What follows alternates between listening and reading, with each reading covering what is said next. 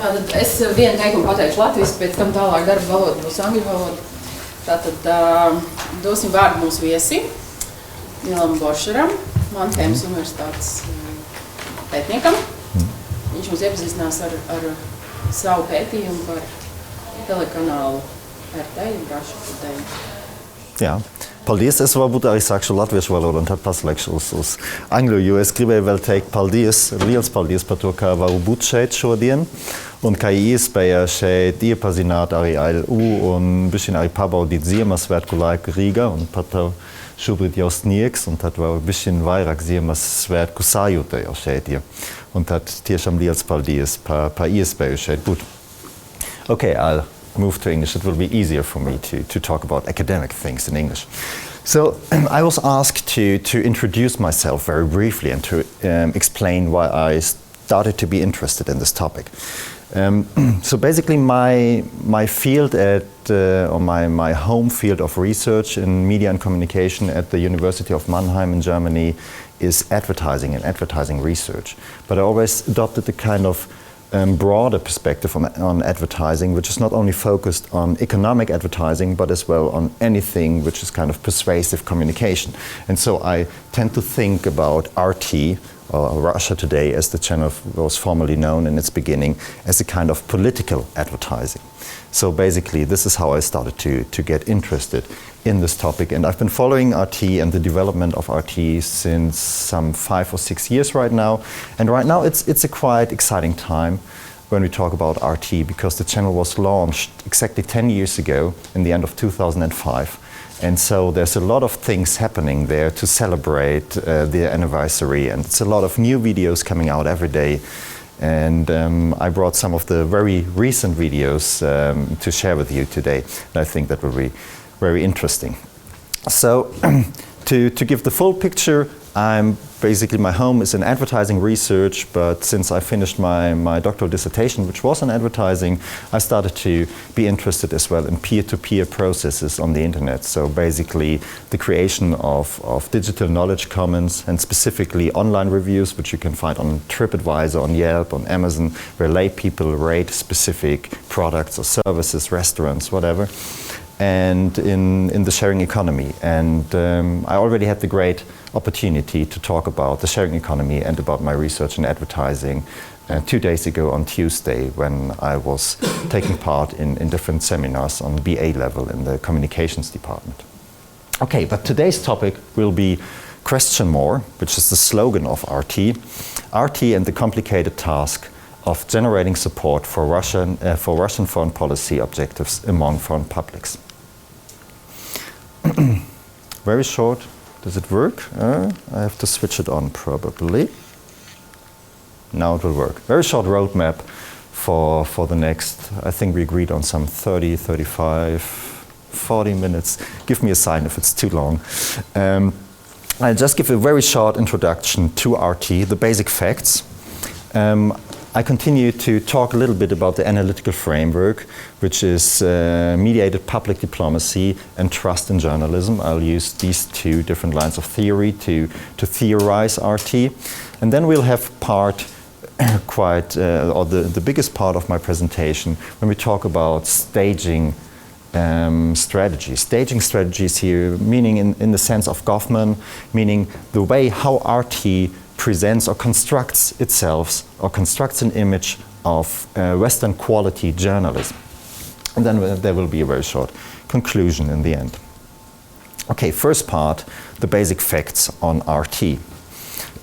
As I just said, RT was established 10 years ago, in the end of 2005. The first channel was in English, but we've seen a lot of spin-offs during the last years. So we've got the RT program as well in Arabic and in Spanish. We've got a news agency or a video news agency called Radīt, which was established a couple of years ago, which creates video footage and sells it to other broadcasters.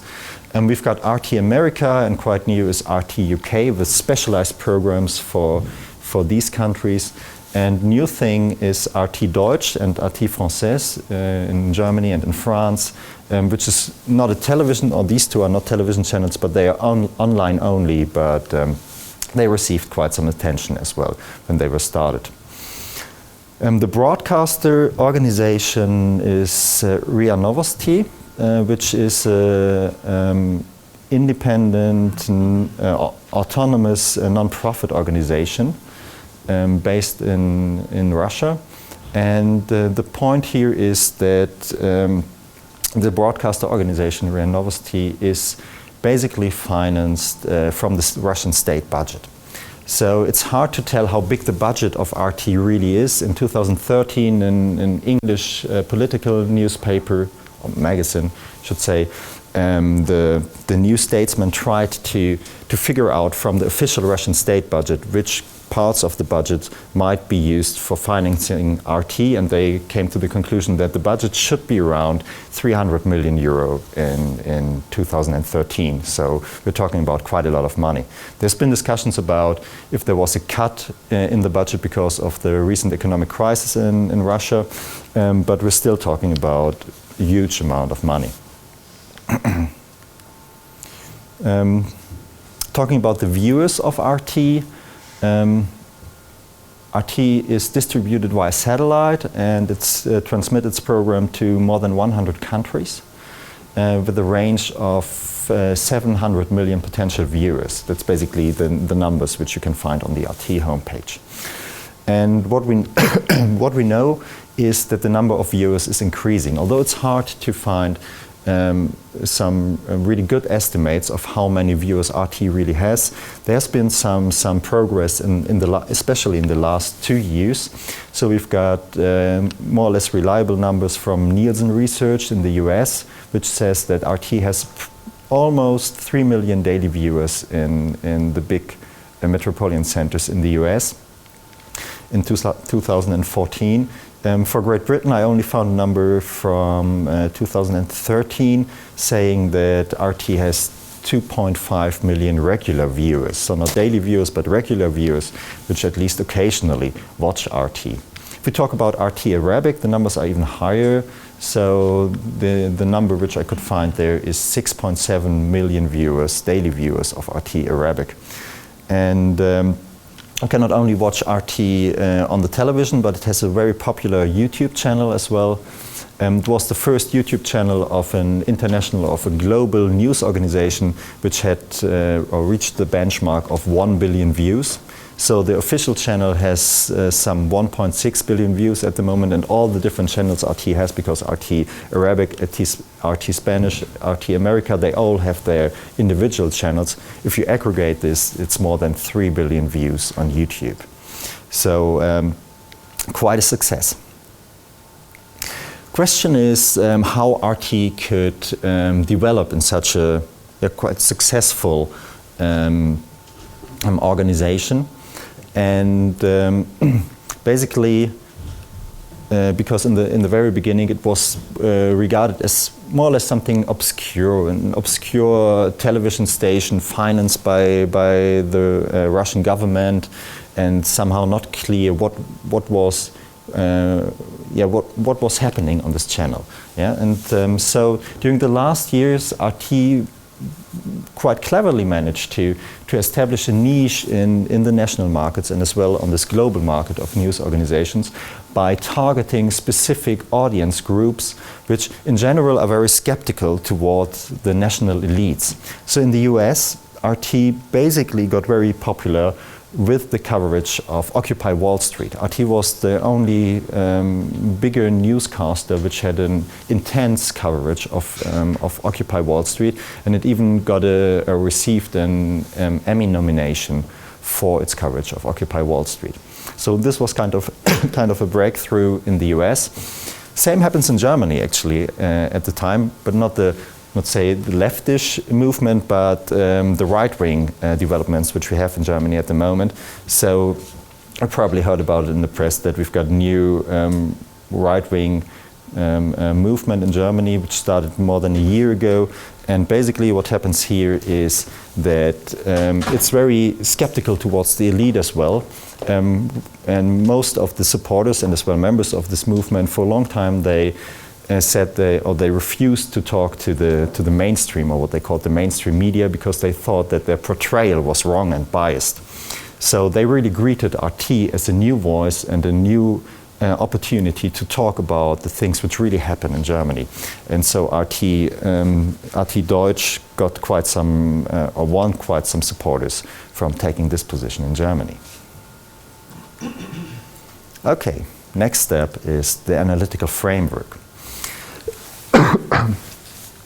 So, as I briefly mentioned in the introduction, I suggest to analyze RT as a tool of mediated public diplomacy.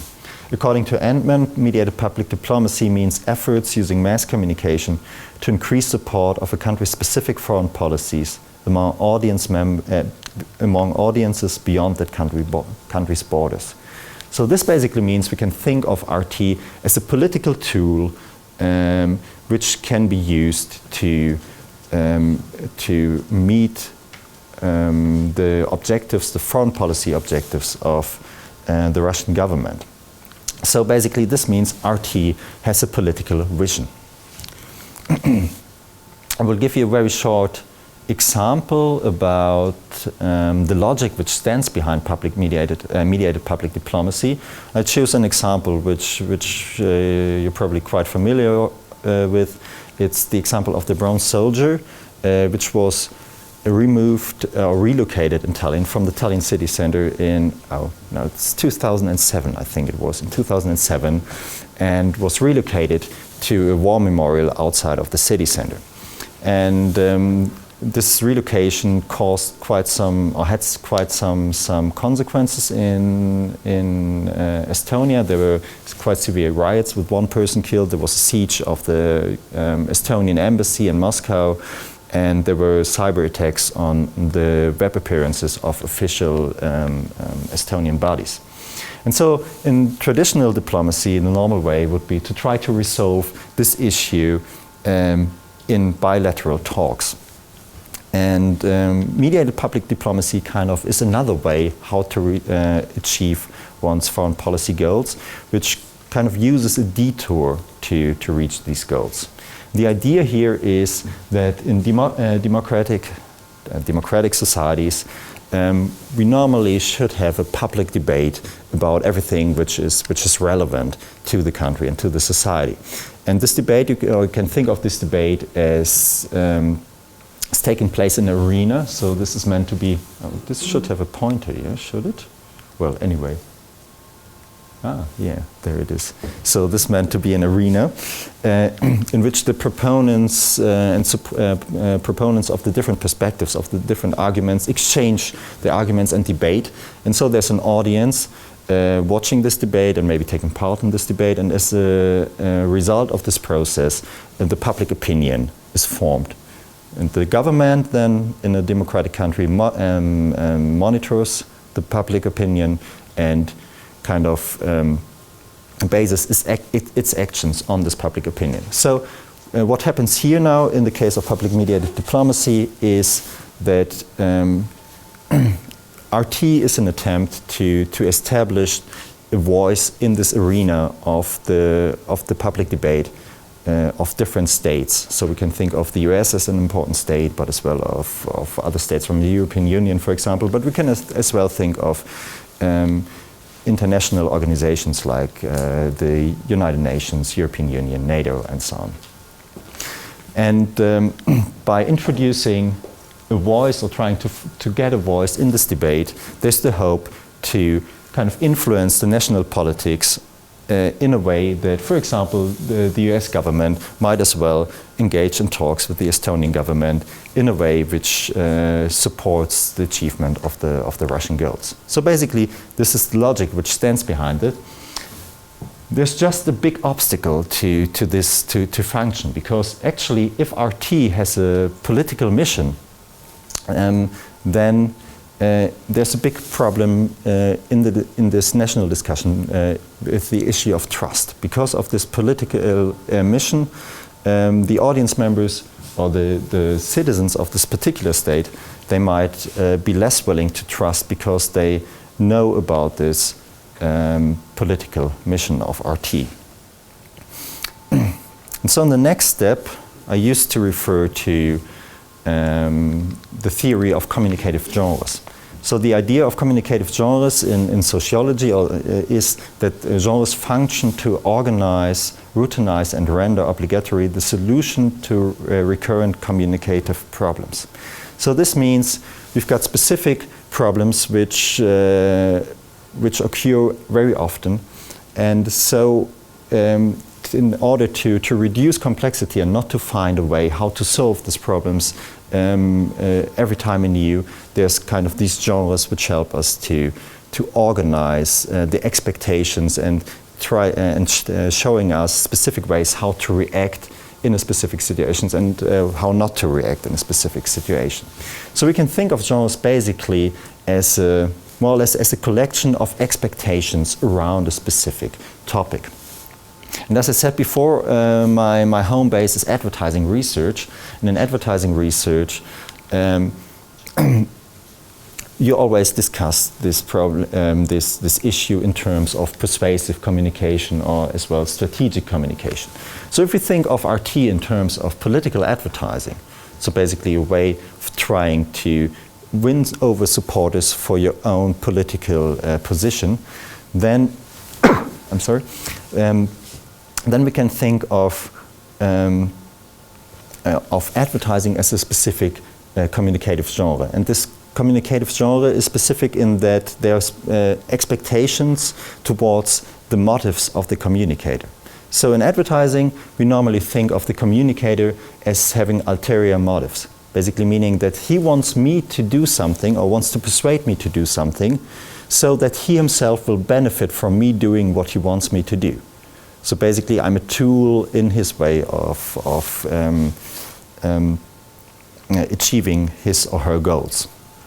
Because of this ulterior motives and the self-interest, there's an expectation that in advertising, the communicator might exaggerate, he might leave out specific details which do not back his arguments, he might even outright be lying.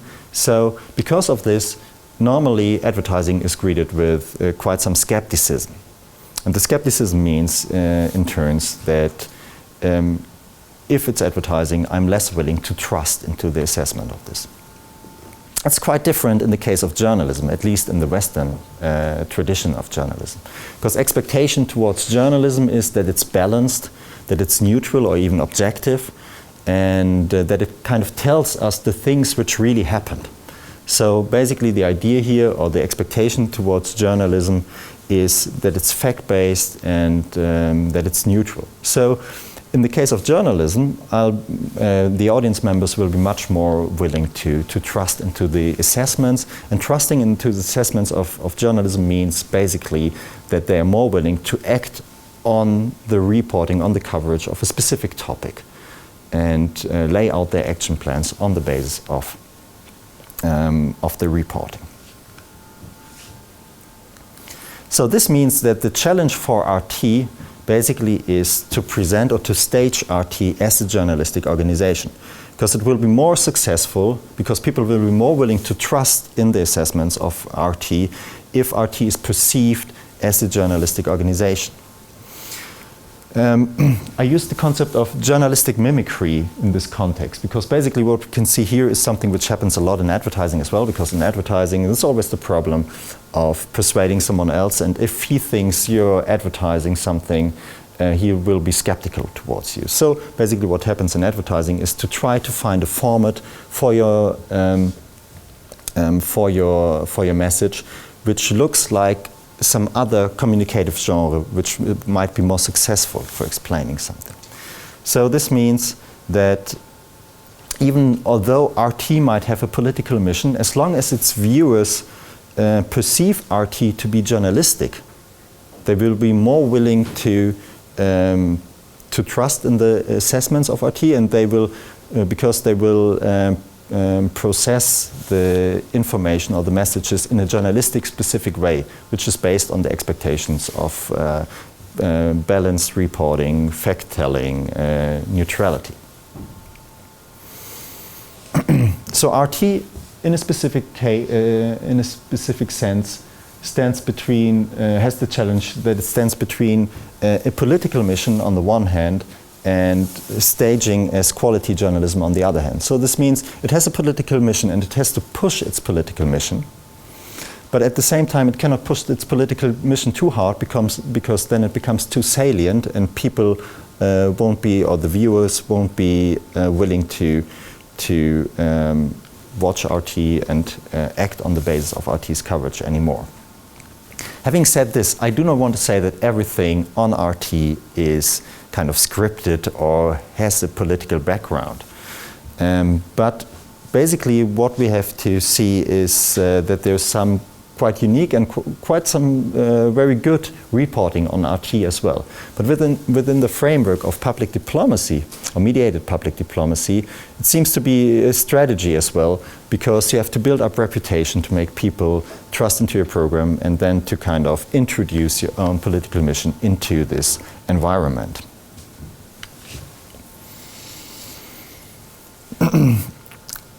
Okay.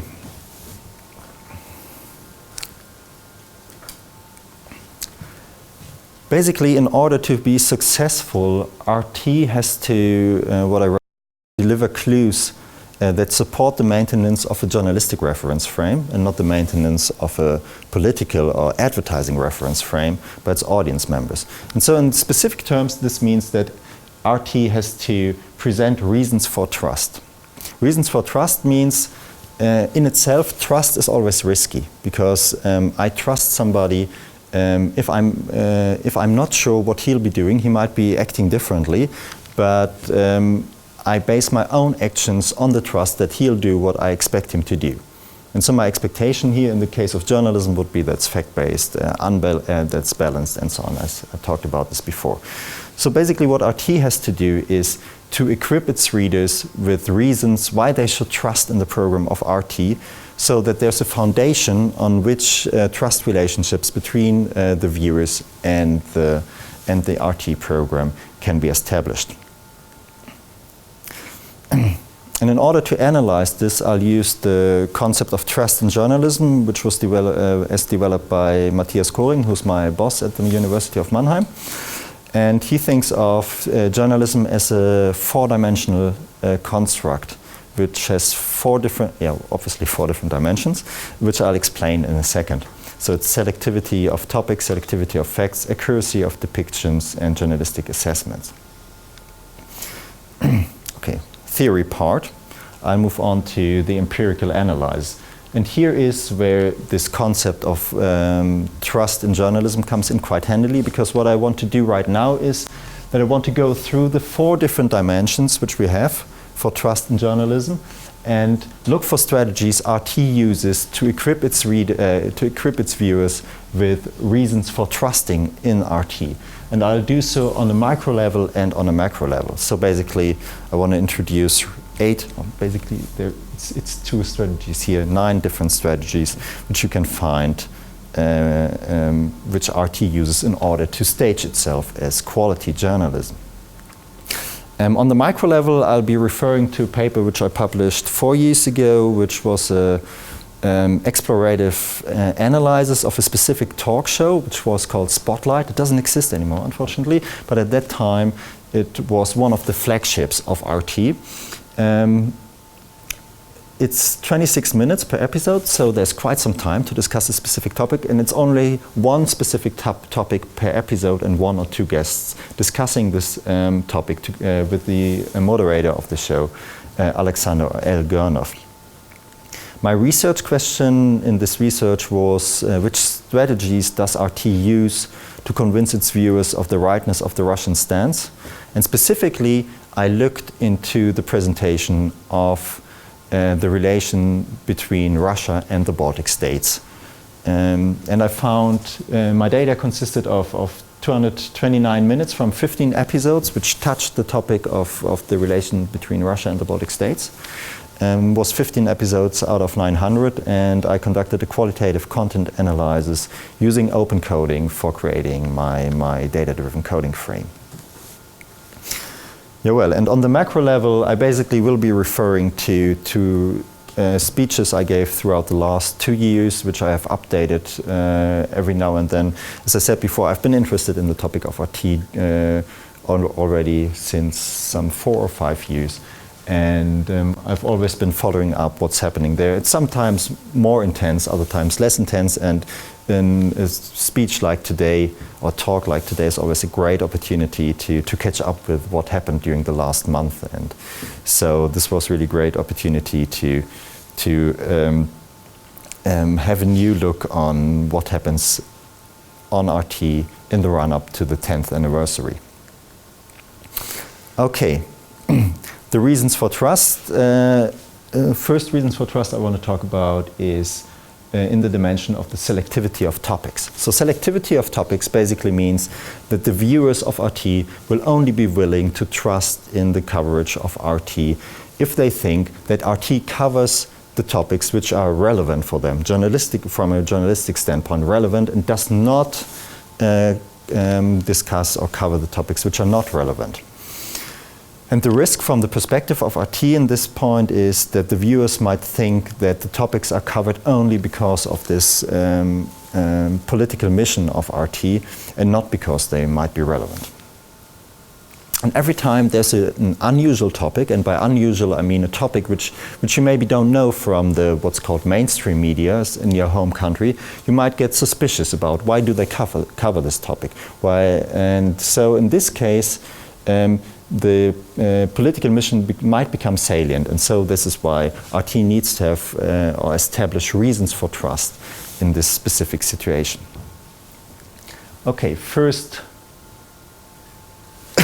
example for a strategy on the micro level, selectivity of topics, is from the show. It's from the show Spotlight, as I said before, and it's a discussion about the topic.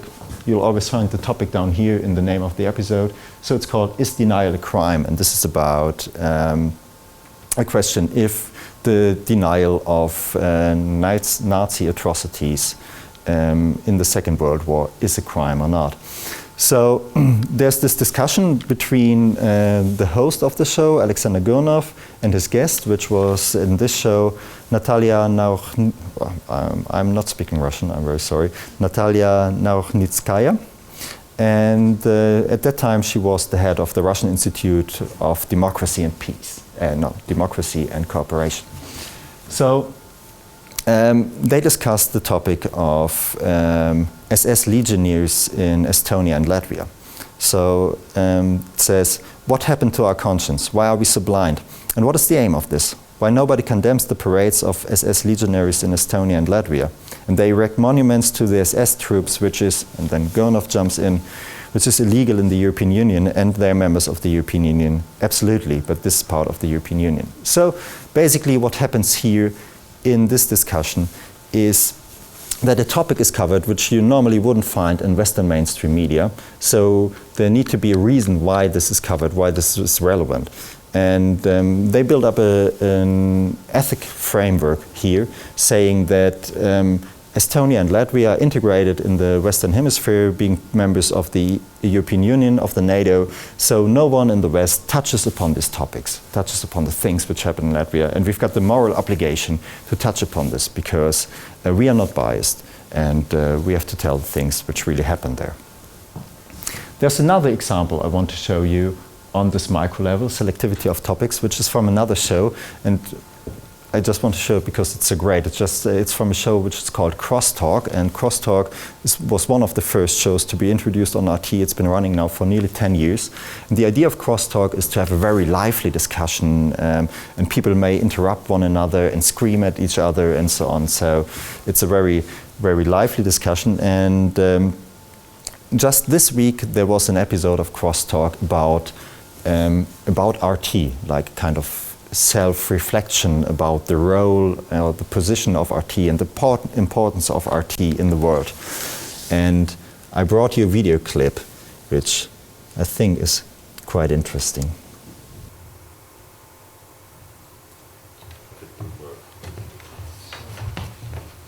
Points to give the juxtaposition, like let's say on Ukraine or on Syria or MH17, to give a different alternative voice with authoritative views. And this is what's catching a lot of people's attention here. Go ahead, Dima, here in Moscow.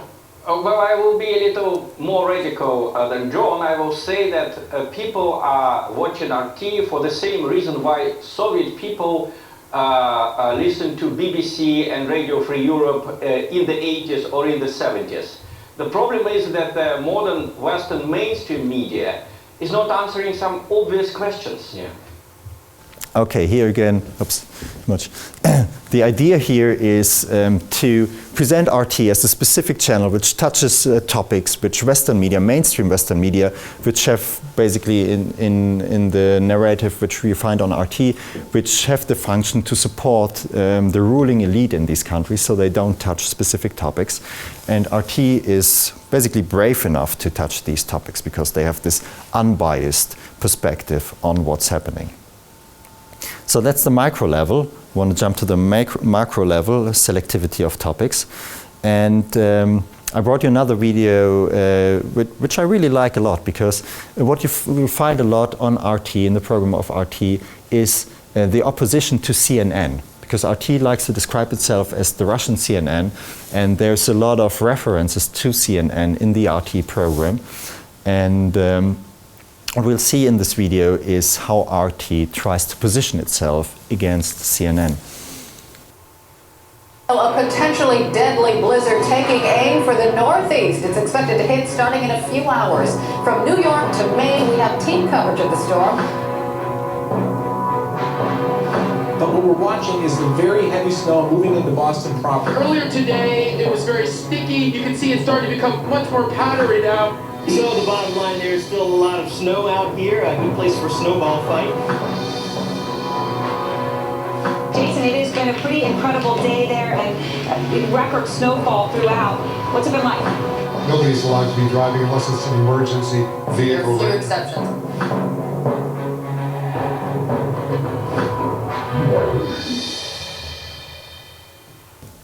So basically on the macro level, you'll always have the perspective on how RT as a channel it tries to construct an image for itself. And so we could see this in this video as well, that the idea here is to say, okay, look, we are doing serious journalism. It's about the hard facts. CNN, they're covering seasons. Basically, okay, in winter there might be snow. Yeah, might be a bit more snow than last year or a bit less snow than last year, but this basically are not things which real serious journalism should be concerned about.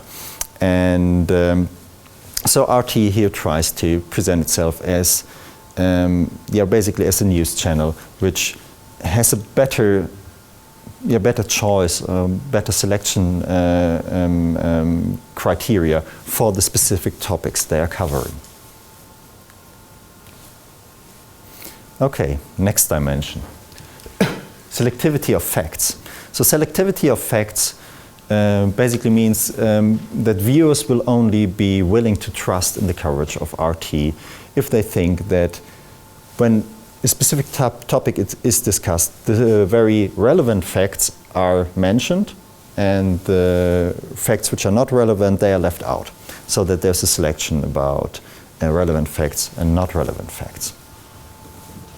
And this means that from the perspective of RT, there's the risk that viewers might think that specific facts are presented only to support the Russian position. So basically, there's the risk here that it might appear that the coverage of RT is one-sided and biased. And so again, there's the need to have reasons for trust or present reasons for trust. My example on the micro level is something I refer to as guest inequality. So this is again the show Spotlight. And in this episode you see there are two guests. It's the moderator, Gurnov, sitting in the middle. And here on the, I should start at another point. So the discussion here is about Estonian veterans trial, judging the Soviet past. So basically meaning curt decisions against former Red Army members from the time of the Second World War and the time just shortly after the Second World War. And we've got two guests in the studio, one taking a position which condemns these trials and one taking a position which supports these trials against former Red Army members. And on the left-hand side, we've got Michael de Mourin, who's saying that you shouldn't have these trials because of different reasons. And what we can see here is that he appears to be much more convincing. It appears to having much stronger and more substantiated arguments than his counterpart on the other side, which is he's called Ilya Ajashvili. The print is so small on the screen. Ilya Ajashvili. So how can we see that there's kind of an inequality between the guests? So first thing is the presentation of the two different guests. So de Mourin is presented as an expert on the Baltic states. We see his CV where there's a lot of connections to the Baltic states, and there's a voiceover while his CV is presented praising his expertise on this topic. After that, Ajashvili is presented, and we can see his CV, but the voiceover is not presenting him, but the voiceover is talking about the topic of the show. So basically, there's a kind of distraction, and even in the CV, we don't really see the connection to the Baltic states. So the one thing which they mention is that he studied history, but we don't exactly know if he still is in the field of history, how deep is his expertise of history. Obviously, he's from Georgia, so no clear connection to Estonia as well. So this is in kind of the presentations. As well, what you can see here is that de Mourin brought a folder with him, and he's citing from this folder, which obviously contains some historical sources. So he gives very precise numbers about people which might have been deported or not been deported or might have been sentenced and so on. While Ajashvili is more or less, he's talking or telling anecdotes more or less from the times of his grandmother. So he doesn't seem to be very well prepared. And you can find a lot of these different things that lead to a conclusion that de Mourin seems to have the much stronger arguments on his side, condemning the trials against former Red Army members. Okay. On the macro level, I think this was a very, very good move by RT, is the licensing of the show World Tomorrow by Julian Assange. So Julian Assange, the founder of WikiLeaks, he obviously has an image of someone who stands for transparency, an image of someone who's willing even to risk his personal freedom to supply the democratic debate with some information which is vital for a democratic debate. So he has quite a strong image and quite a high reputation as well, in specific, at least among specific political subgroups. And RT licensed a show which is taped in his exile in the Embassy of Ecuador in London. And so Julian Assange obviously says that RT does not influence the show, and I pretty much believe that they don't influence the show. But what we see here is the same what we know from advertising, a kind of image transfer from Julian Assange deciding to license his show to RT, which kind of can benefit in this case from the fact that his show is on this channel. And Julian Assange is not the only kind of well-known person whose shows are screened on RT. Brought a video as well about this as well, but maybe we skip this one video. It's basically in the run-up to the 10 years anniversary again, telling the story how RT backed Julian Assange. Okay, next level. Accuracy of depictions. And this means that viewers will only be willing to trust in the coverage of RT if they perceive the facts which are presented to be right. So it's really about right facts or made up facts. And the risk here again might be that the viewers might think that RT makes up facts in order to support its position. It's again two strategies I want to present. On the micro level, it's something which I called scientificity, basically referring to scientific research as, well, being very well-grounded, being objective, being based on more or less objectively controllable sources. Here it's an episode which is called Estonia, Genocide That Never Was, where the discussion is about if there was a genocide in Estonia in Stalinist times or not. And Alexander Gurnov, the moderator, he says, let's discuss it point by point. First, Estonia was made part of the Soviet Union. Can we call it an occupation legally, at least formally? And so the answer of the guest, Alexander Dukov, a historian, is that he refers to other historians in the field. So he's presented as an historian with an expertise in this field. And he says, I can refer to recently published research of Doctor of Historical Science, Yelena Sipkova, a Russian historian, called The Baltic States Under Kremlin. She has researched quite a lot of information. She demonstrates that joining of the Baltic states to the Soviet Union could not be called an occupation. So we see here, it's a historical, where is it? She researched quite a lot of information. So basically we can see here that science is used to make the argument stronger. He says, well, it's not my assessment, but what we know from the sources is this is what really happened. So this is about the accuracy of depictions on the micro level. And on the macro level, it's one of my favorites because it's a really new video that was released this weekend, again in the run-off to the 10th anniversary of RT. And it's a 5-minute video. It's really worth watching it. I'll just show you a short excerpt from the video, and you'll understand what this is about. Satire, by the way. Сирия, Донбасс, Ирак, что там еще Йемен, корреспондентики наши под пулями вот работают.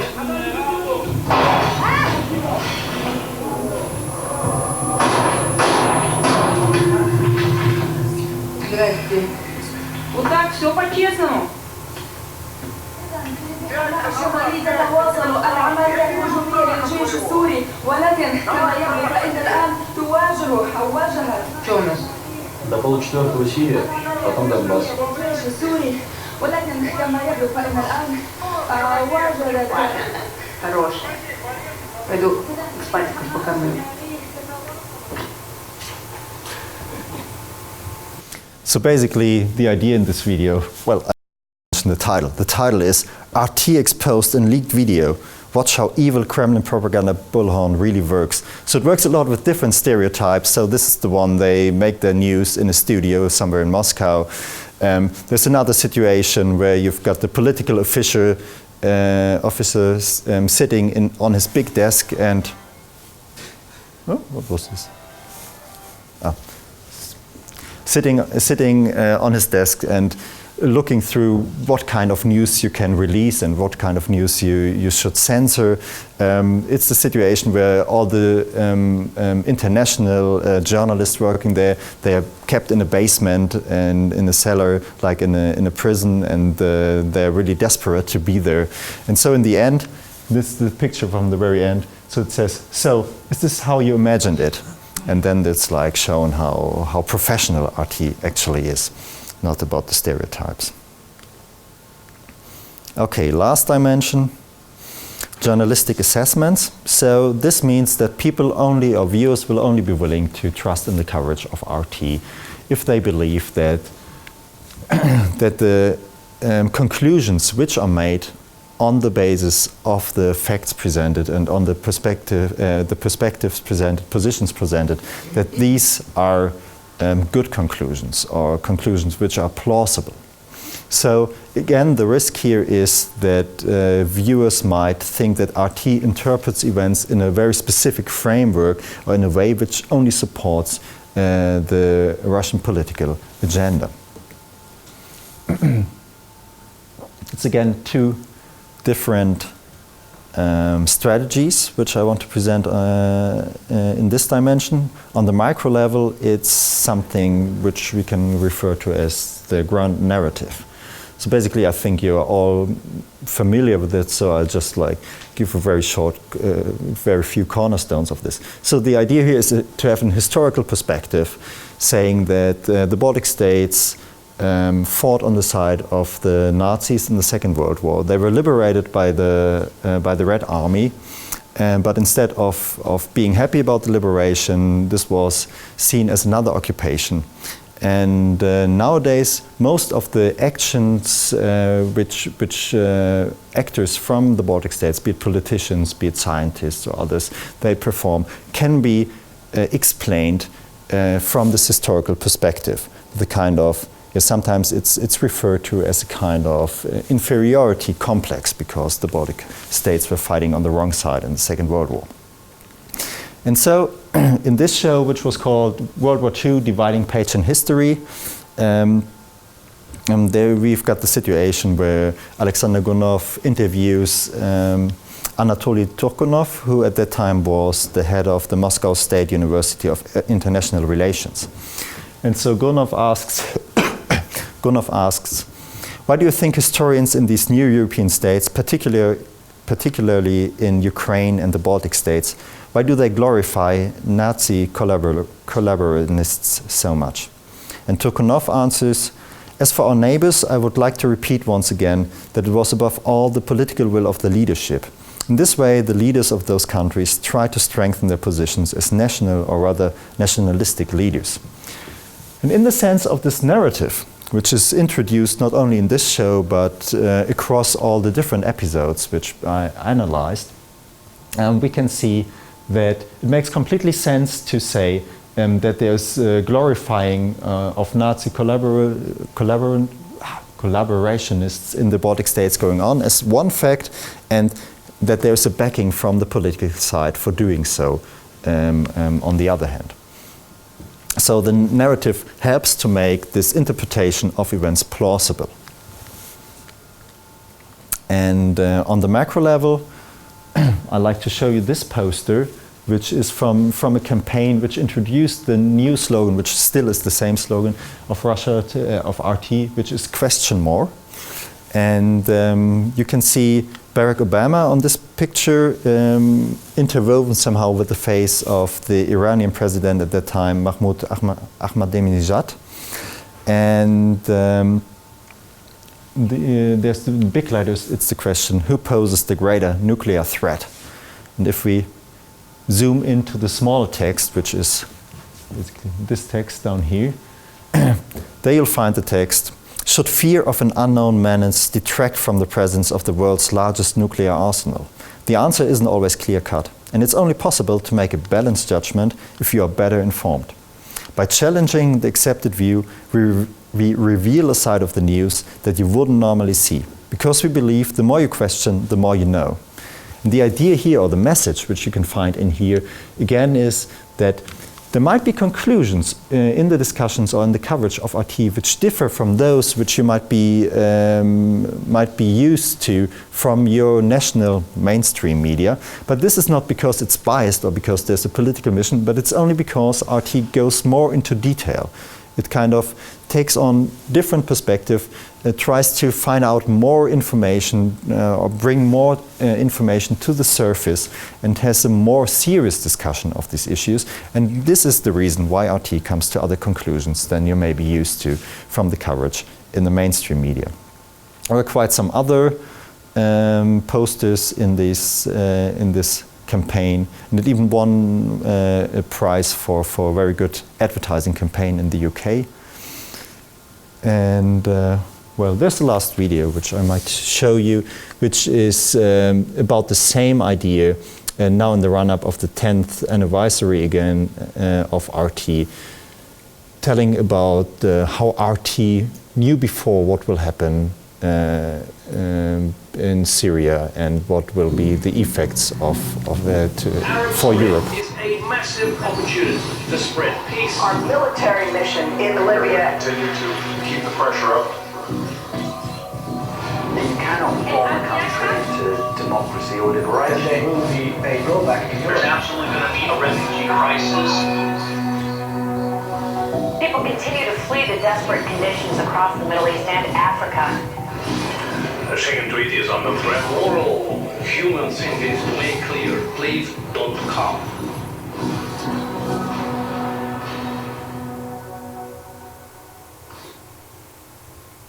Okay, that was the last example which I prepared. So it's time for a short conclusion. What I wanted to show is that RT can be analyzed in a mediated public diplomacy framework. So this basically means it has a political mission and it's financed by the Russian state in order to support the achievement of the public of the foreign policy goals. Again, I want to stress that not everything on RT is kind of strategic communication, and there's some really unique and really good journalism taking place on RT. But as I said before, this can be seen as well as a way how to build a reputation and how to succeed in its essential goal of supporting the Russian foreign policy. RT delivers its audiences reasons for trust in its reporting. These were the different examples which I wanted to show you. And the idea here again to sum up was that RT comes up with other conclusions, with other positions, with other topics, other facts than you might be familiar to from the coverage of the mainstream media, or what they call the mainstream media in your countries. But in order to keep this or to maintain this journalistic framework, RT uses a lot of different strategies in order to help its viewers to maintain this framework of quality journalism. What we can see, at least from the numbers of the increasing popularity of RT, is that it in some ways seems to be very successful in doing so. And I think you've seen from the examples that there are some really good examples and some really well-made marketing videos or discussions on RT which help to basically create this construction or the staging of RT as quality journalism.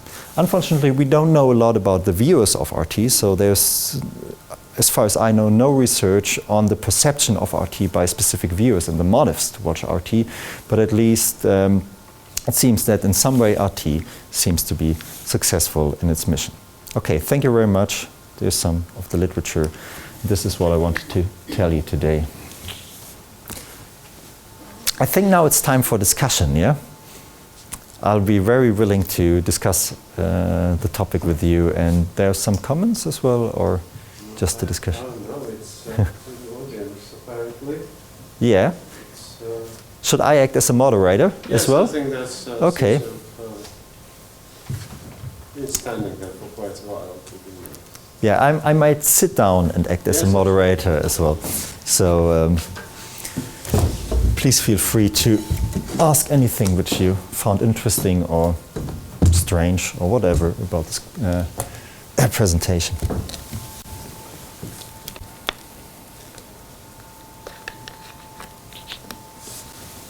Yeah, there's a question. Can you agree that RT is a great tool of soft power? And how do you think how successful it is? And what should countries do to educate their audiences to be more critical to such kind of information? Oh, that's a very tricky question, I think. So, in general, yeah, so the framework which you would use here, if we talk about public diplomacy, definitely is soft power. And somehow it strikes me, well, I'm not a political scientist, so I'm from communication, so I don't know so much about the issues of soft power and hard power and so on. But what strikes me is that in a specific way, it's another soft power, or we could talk about another soft power than, for example, you would think of popularizing the American culture via Hollywood movies, or the American way of leading a life. Because what we see in the newer program of RT, that there are obviously references to Russia, but they cover really a lot of topics which do not necessarily have a direct talking about a way to you said educate the publics.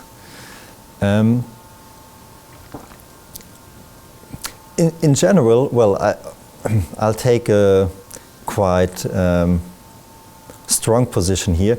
In some cases, RT might even have a positive effect on the debate in specific countries by actually trying to gain a reputation and raising issues which otherwise would not have been raised. So, for example, the coverage of Occupy Wall Street was an example which gained RT quite some support in the US because other media were not covering this event, and which, as I said before, gained RT as well a nomination for the Emmy Awards in the news category. And this obviously is something which RT is very eager on receiving, because like nominations from an Emmy Award is something which really testifies that they're doing good quality journalism.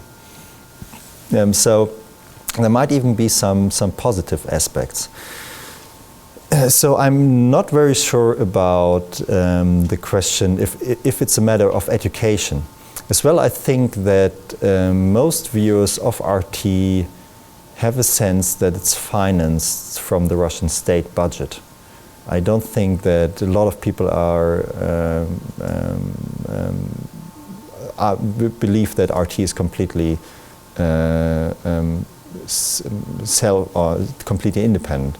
It might be different on the internet. As I said before, the YouTube channel of RT is really big and has really popular and has a lot of views. And on YouTube, you don't necessarily follow who's the source of the uploaded video, and it's other people uploading the videos as well, and so on. So it might be much more tricky on the internet. Talking about education, you see, I'm trying to avoid answering your question. It's kind of, because I actually don't have a solution for this. Basically what happened in the US is that, as I said before, in the beginning RT was considered as being something strange and no one really took it serious. But then in the times of the Ukraine crisis, RT got quite some attention from officials from the US, for example, John Kerry, referring to RT as the propaganda bullhorn, which you had in the title of the satire video. So suddenly RT was taken kind of seriously from the establishment as well. And you might think that this is a kind of education, that suddenly, like, the foreign minister says, okay, RT is financed by the Kremlin, it's there to popularize, he said popularize Putin's dream worlds. And RT really cleverly used this, because they kind of take this as another way to show how much they are anti-establishment and how much they really cover the topics which the mainstream media don't cover. They say, see, we are so important, we are such a big threat to the mainstream, to the ruling elite in the US, that even the foreign minister says, you shouldn't believe what they're saying.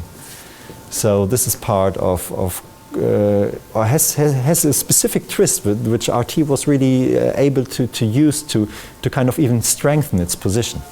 Because the ones who believe it's propaganda will still believe it's propaganda, and the ones who think, oh, it's great that there's RT and it has some really good reporting, they will still believe the same after this statement by John Kerry. But I still haven't answered your question, I know, because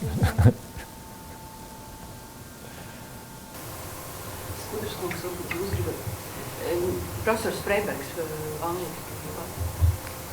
Es nezinu, tas tādā gadījumā replika, nevis jautājums. Jā, replika, jā.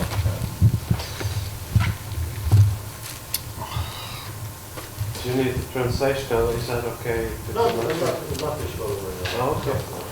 Latviešu valodā. Nē, viņš to saprot. Jā, ļoti labi. Tad latviešu valodā, kas visiem būs pilnīgi saprotam, es gribu vienkārši ar diviem piemēriem ilustrēt cik svarīgi ir tā tēma un pētniecības turpināšana saistībā ar šo tēmu. Ir tāda akadēmiska institūcija apvienība, kurā ietilpst Vācijas, Austrum Eiropas pētniecības asociācija, tad Džordža Vašingtona Universitātē ir Eiropas, Krievijas un Eirāzijas studiju institūts, Brēmenes Universitātē ir Austrum Eiropas pētniecības zinātniskais vai pētniecības centrs, tad Cīrihē ir tāds tehniskā augstskolā drošības pētniecības centrs, latviski būtu jāsaka drošības politika droši vien, un Cīrihē ir arī universitātē vēstures institūts. Viņi izdod tādu izdevumu, kas saucas Russian Analytical Digest. Šā gada 8. decembra numurs, tad ir brīvi pieejams, var katrs abonēt par brīvi, ir vēlēšanās. Tas 8. decembra digests ir veltīts tēmai, kas saucas Information Warfare. Un pirmais gabals, kuru uzrakstījuši 3 autori, ir veltīts Russia Today, ietekmes mērīšanai YouTube. Es tagad nesaukšu tos konkrētos skaitļus. Vācija tur nav pirmajās pozīcijās. Pirmajās pozīcijās ir arābi, spāņu valoda, tas ir Latīņa Amerika, un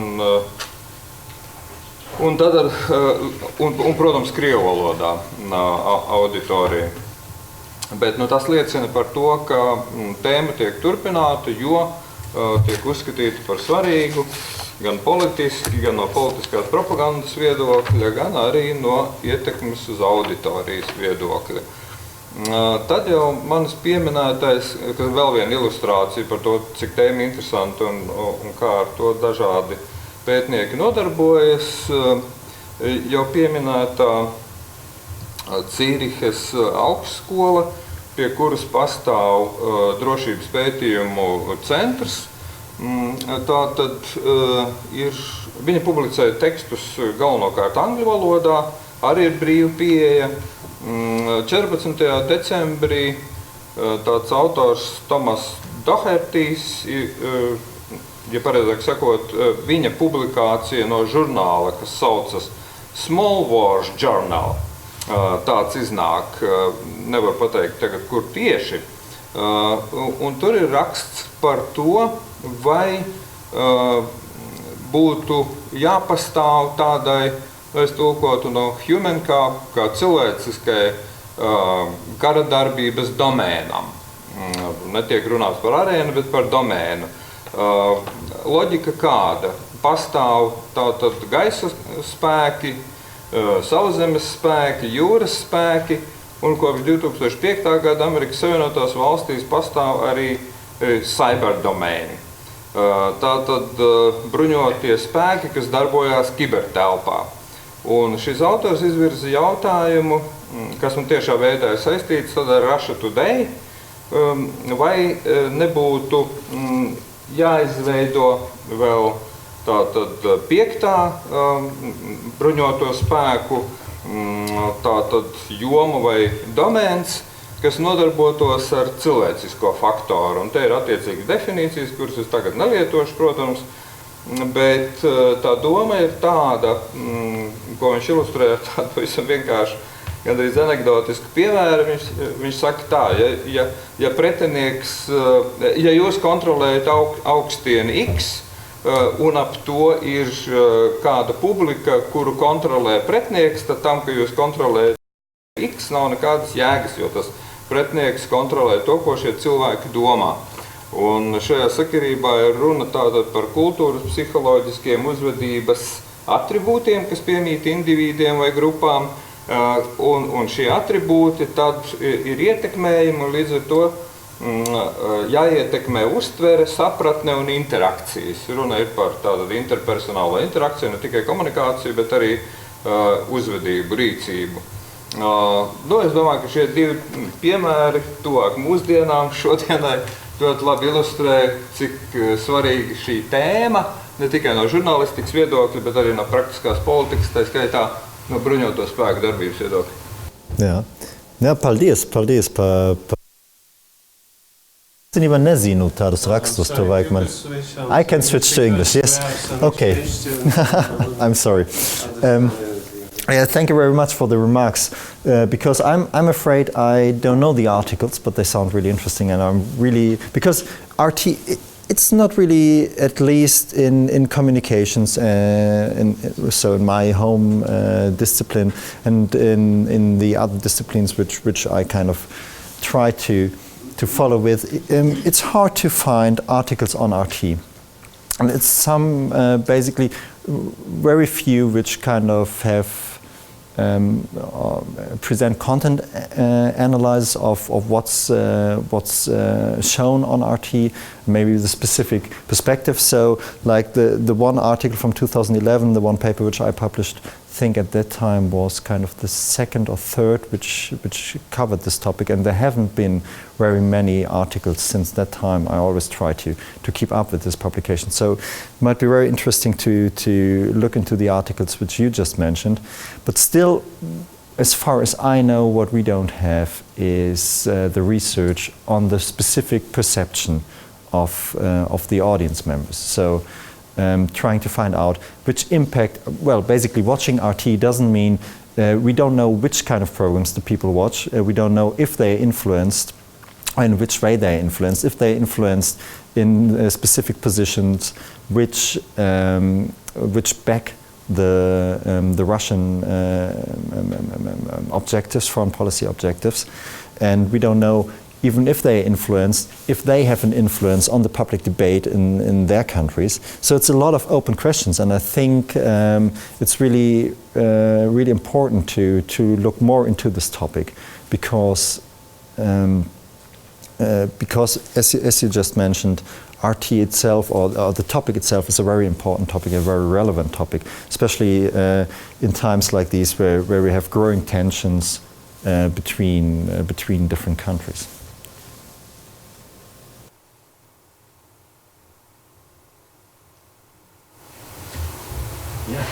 Have you experienced that the information presented on RT becomes contradictory? Like, do they ever get lost between the political mission and their journalistic qualities, trying to keep both at a high level?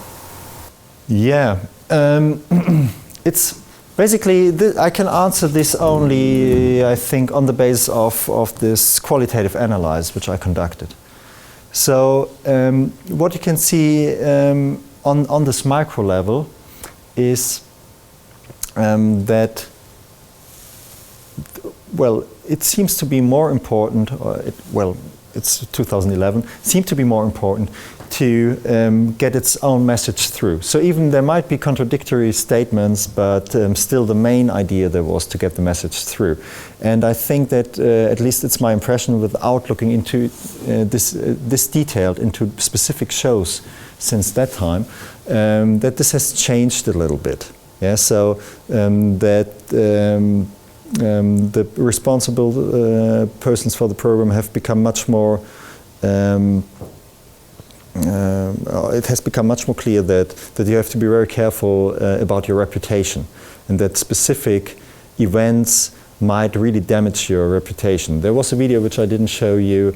In the beginning of the Ukraine crisis, one of the anchors of RT America resigned on air because she said she cannot work for a channel which is financed by the Kremlin because of her own biography with her ancestors fleeing from the Soviet army from Hungary to the US, and so she cannot support this. And obviously this is always a really big issue and a big problem, because it really leads to break in this construction of quality journalism when someone who's working there addresses these issues. And what you can see on the channel after that, there's really a lot of reporting on this and other anchors saying, how could she do this, and trying to explain what was the reason why she did do so, and that she's wrong about this exception, and that basically everyone can do and say and work to the journalistic standards which he thinks are the right standards to work for. So I think in general there's much more attention to how important it is to stage RT as this channel, and better, with the idea of trying to avoid these extreme situations as smart as possible.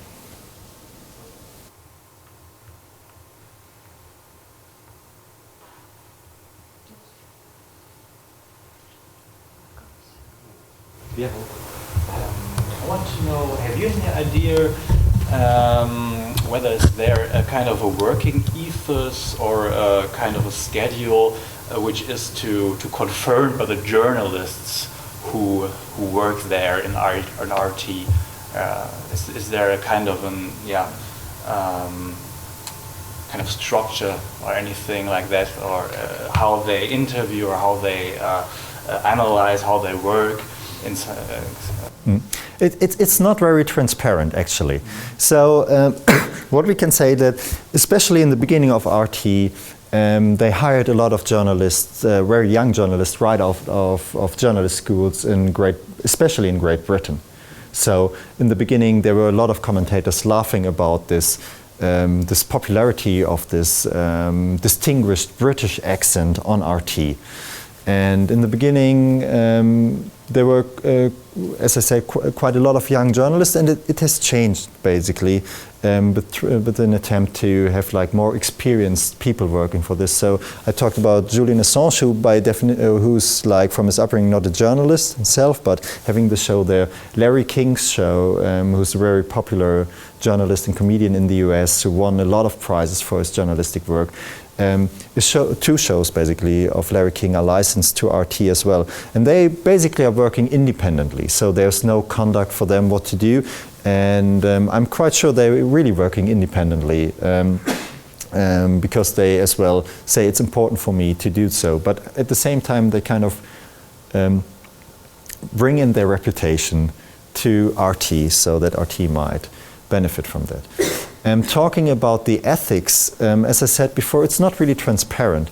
Like in the Georgian-Russian war in 2008, there was one more or less spectacular case as well from one of the younger journalists, Dunbar was his name, I think he was from the UK as well, who resigned as well, not on air, but in general, and later like published a really big article on what happened there when he worked there, and he was there on the Georgian side of the war, and he had some footage that Russian soldiers were in an undistributed area doing something where they shouldn't have been, and so he wasn't allowed to send this, and so there was the scroll, and so they said, no, you're not allowed to talk about this, and so he resigned. So basically, there seemed to be some influence at that time, but that's quite some years ago. I think it professionalized a lot, and with the intake of journalists from the US, from the UK, you've got a higher quality standard as well. Although the decisions obviously are still made in Moscow, and now that I'm talking about it. On the German version of RT, they did the same. So like the main anchor or the most popular anchor of RT, she was recruited right out of college as well.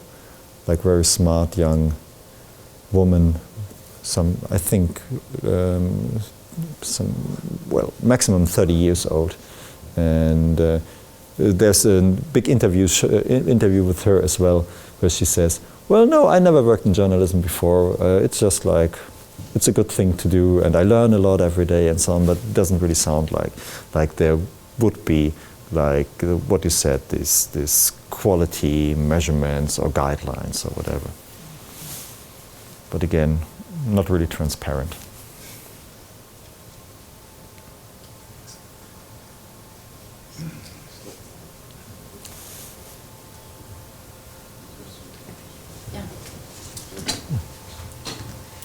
Paldies! Jā, paldies jums! Paldies! Tas ir suvenīri. Suvenīri! Tā jau forši. Paldies, paldies! Citādā Latvijā.